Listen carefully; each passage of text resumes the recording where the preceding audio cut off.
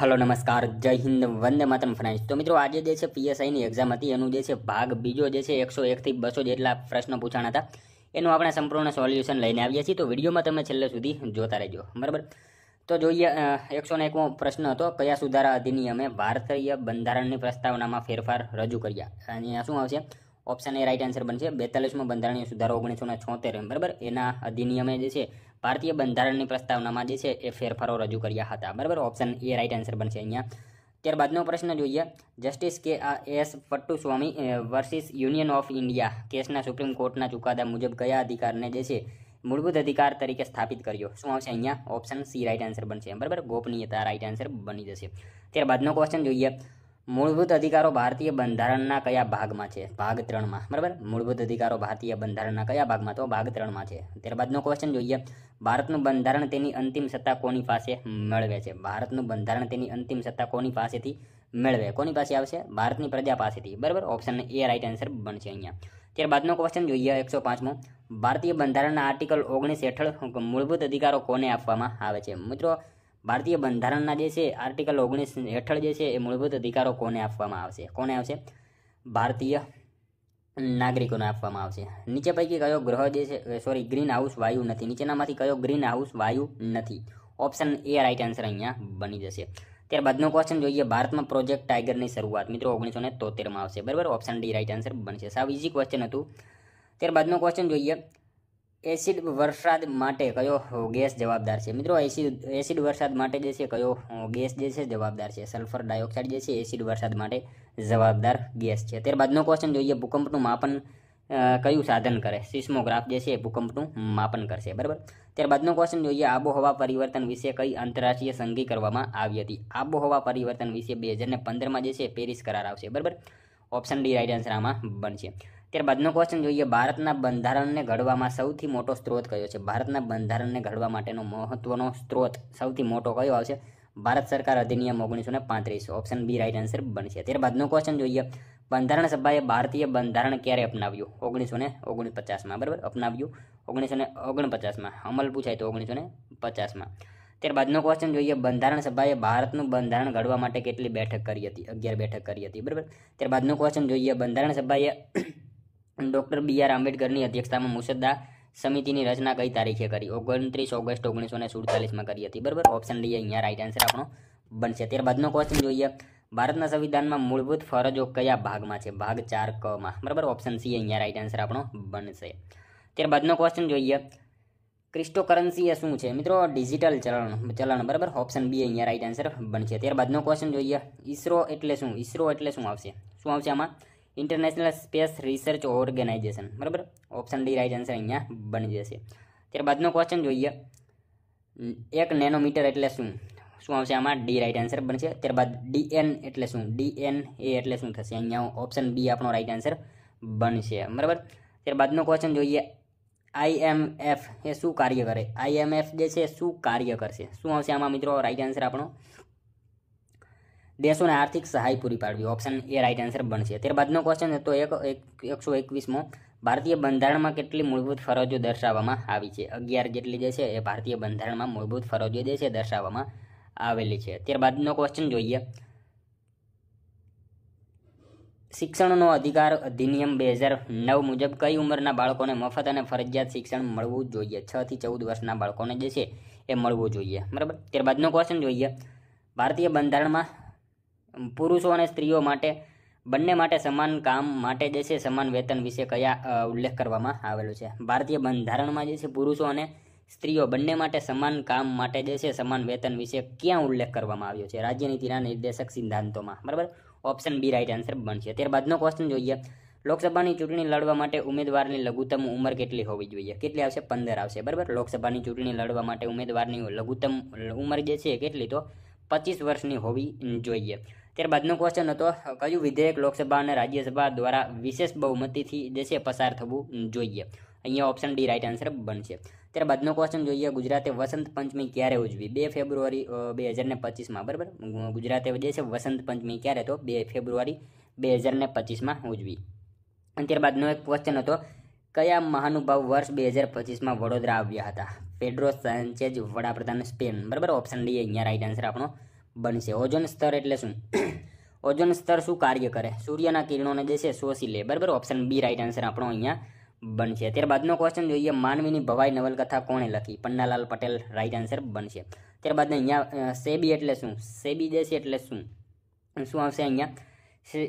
Security and exchange board of India. બરાબર, option A right answer આપણો અહીંયા બની જશે. ત્યારબાદનો ક્વેશ્ચન જોઈએ, Kesavananda Bharati versus state of Kerala કેસમાં ભારતની સુપ્રીમ કોર્ટે કયો ઐતિહાસિક ચુકાદો આપ્યો? શું આવશે?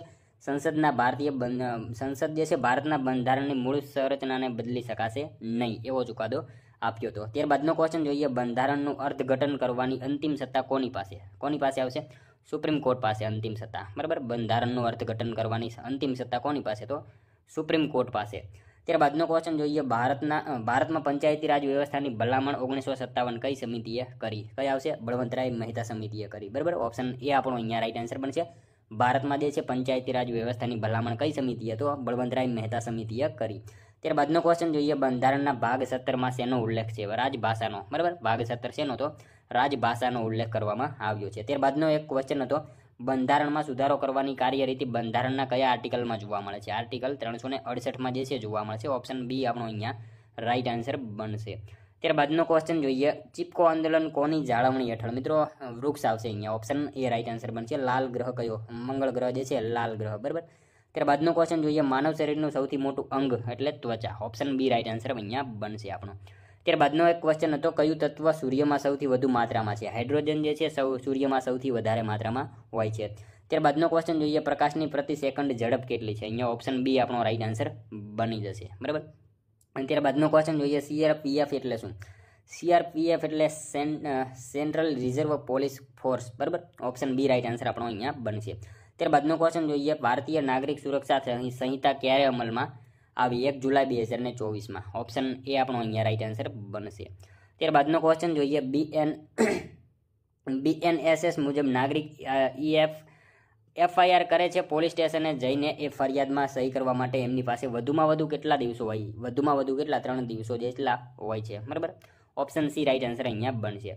ત્યારબાદનો ક્વેશ્ચન જોઈએ, રાજ્યમાં પોલીસના વડા કોણ હોય? રાજ્યમાં પોલીસના વડા કોણ હોય? કોણ આવશે? Director general of police. બરાબર, ઓપ્શન ડી રાઈટ આન્સર બનશે. ત્યારબાદનો ક્વેશ્ચન જોઈએ, એફઆઈઆર એટલે શું? એફઆઈઆર એટલે first information report. Option B right answer બનશે. ત્યારબાદનો ક્વેશ્ચન જોઈએ, ભારતમાં જીએસટી ક્યારે અમલમાં આવ્યો? ભારતમાં જીએસટી ક્યારે? શું આવશે આમાં? 1 જુલાઈ 2017. ઓપ્શન ડી રાઈટ આન્સર બનશે. ત્યારબાદનો ક્વેશ્ચન જોઈએ, ભારતમાં જીડીપીમાં સૌથી વધુ યોગદાન કયા ક્ષેત્રનું છે? ભારતના જીડીપીમાં જે છે સૌથી વધારે યોગદાન સેવા. બરાબર, ઓપ્શન બી રાઈટ આન્સર બનશે. ત્યારબાદનો ક્વેશ્ચન જોઈએ, દીનદયાલ બંદરનું જૂનું નામ કયું છે? દીનદયાલ બંદરનું જૂનું નામ કંડલા બંદર. બરાબર, ઓપ્શન એ રાઈટ આન્સર બનશે. ત્યારબાદનો ક્વેશ્ચન જોઈએ, કૃષિ સંશોધન માટે જાણીતી ભારતીય સંસ્થા ICARનું પૂરું નામ શું છે? શું આવશે આમાં? ડી રાઈટ આન્સર બનશે. બરાબર, Indian council of agriculture research. ત્યારબાદનો ક્વેશ્ચન જોઈએ, ગુજરાતની સૌથી મોટી જીઆઈડીસી ક્યાં છે? સાણંદમાં છે. બરાબર, ઓપ્શન સી રાઈટ આન્સર બનશે. ત્યારબાદનો ક્વેશ્ચન જોઈએ, ભારતની પ્રાચીન સંસ્કૃતિને ઇતિહાસમાં કયા નામથી ઓળખવામાં આવે છે? સિંધુ. બરાબર, ઓપ્શન સી આપણો અહીંયા રાઈટ આન્સર બનશે. ત્યારબાદનો ક્વેશ્ચન જોઈએ, પ્લાસીની લડાઈ 1757 દરમિયાન અંગ્રેજોના નેતા કોણ હતા? રોબર્ટ ક્લાઇવ હતા. ઓપ્શન બી રાઈટ આન્સર બનશે.